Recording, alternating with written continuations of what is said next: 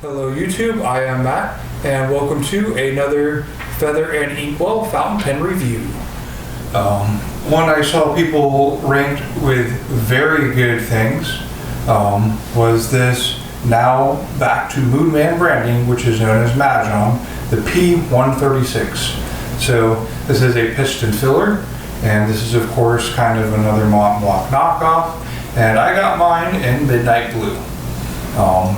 To go with this pen, I bought every single nib that goes with it. Let me tell you folks, it is wonderful, it is smooth, and it is everything people have said it is. This is a fantastically filling pen, it's lightweight, all the nibs associated with it are ultra smooth, and currently I have it stubbed with a 1.1. So let's bring it down to table view and let's get some stats down. Welcome back YouTube to camera 2, looking down over my table here, and today we have the Moonman P136. So what does it look like? Like that folks, it looks like an average acrylic pen, and here's what it looks like uncapped. You have the vertical ink window right there, you can see it rotating just below the grip section. Like I said, this is kind of a midnight blue pen, and in it right now I have the 1.1 stub. Now let me see if this will actually show up into view, maybe. Not quite. Okay, that's alright. The nib is branded Moonman. They've gone back fully to their Moonman branding. Some things come out Mahjong if it's like in between stock. All of their new stock is definitely into the Moonman branding, full swing, and all their stuff is coming out better than ever. So let's go over this pen here. It is the P136. Weight capped is 26.5 grams. That is fully capped and inked, I believe, and just like this. So that is super lightweight. Now this is not a pen that I believe I measured.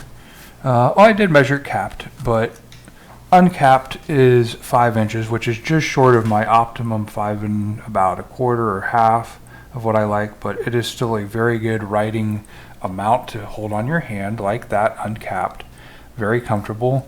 It is 5.5 capped, so in your pocket it is the ideal length, but kind of irrelevant to the point.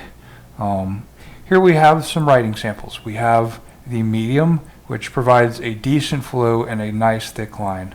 When I bought it, the first nib I had in it was this medium. All the rest I had to dip because I changed them out in short cycle, even though the pen was inked. So here we have the medium with a fully inked pen and its flow and its smudge. And you could see it put out a good amount of ink. The extra fine really knocked it down a notch to a very thin, very drier line, almost to the point where it wasn't really flowing that well. Even though I had dipped it, it still didn't put out very much.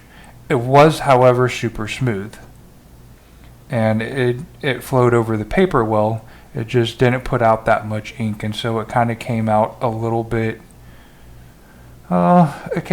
transparent on its lines. You could see down here, it really wasn't that much smudge, like barely any.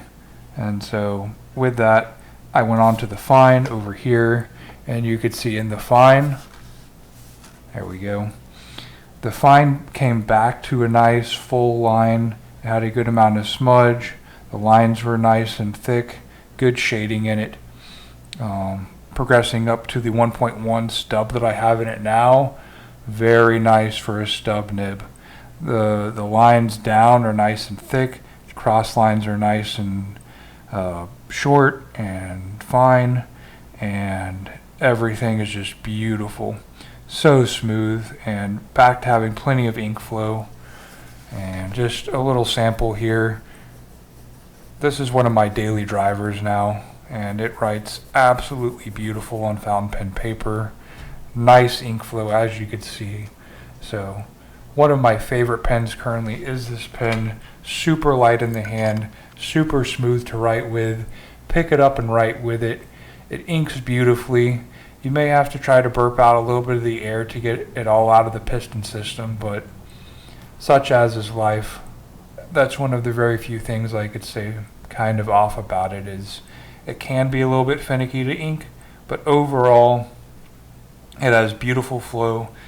All the nibs that you could buy for this are super smooth, whether you're an extra fine, medium, or 1.1 stub. I did not see a broad for this, sadly. I wish they did have a broad. I would probably write with that too. But as is, they don't have it. So digressing, if you're out there and you enjoy a stub nib, I recommend getting the Moonman / Majon P136. Most of their branding is in Moonman now, and their pens are better than ever. I love their plastic feed for this. It puts out a lot of ink. All their nibs are super smooth right now. So awesome job, pen company, and keep up the good work. And just a little going back over, folks.